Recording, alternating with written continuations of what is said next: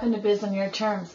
I'm Lisa J. Peck, and I'm here to show you how to grow your business your way. Now today, we're going to talk about how to be an introvert in business. Let's face it, in the business world was created for an extrovert. Be bold, ask for what you want, step it up and go for it, are often the messages we hear. So what if your natural inclination is to hold back a little? Be on the more quiet side, or at least until you get comfortable. Does that mean business is not for you?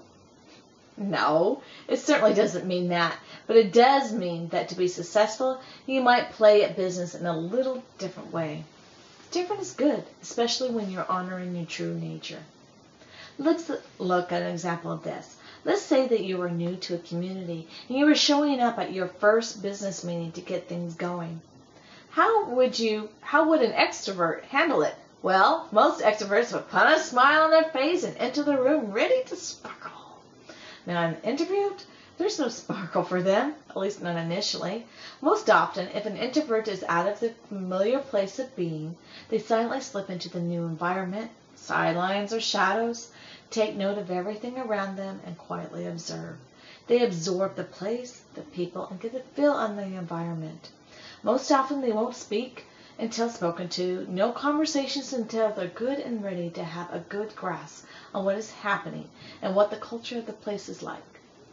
Now, on the other hand, the extrovert cares more about being seen than figuring out where they landed.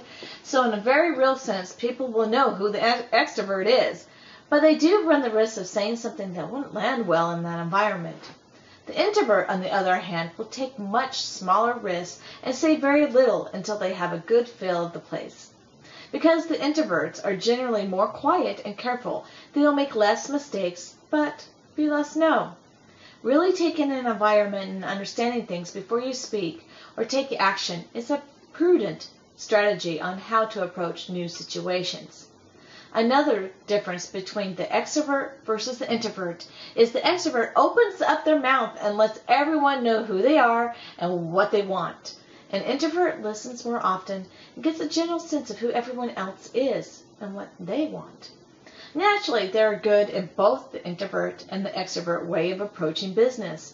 An extrovert that is wise does take some time to observe and get the lay of the land before moving forward.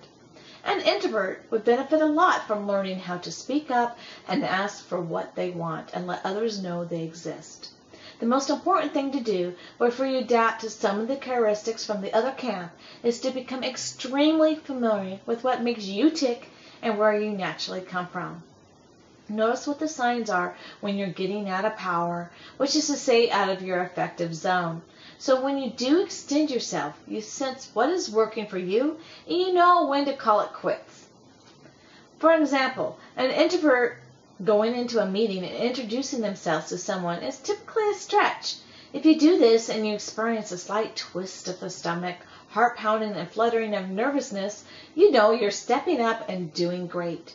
But if just by thinking about talking to someone you throw up and you become extremely lightheaded, about pass out, you might want to start on a smaller step.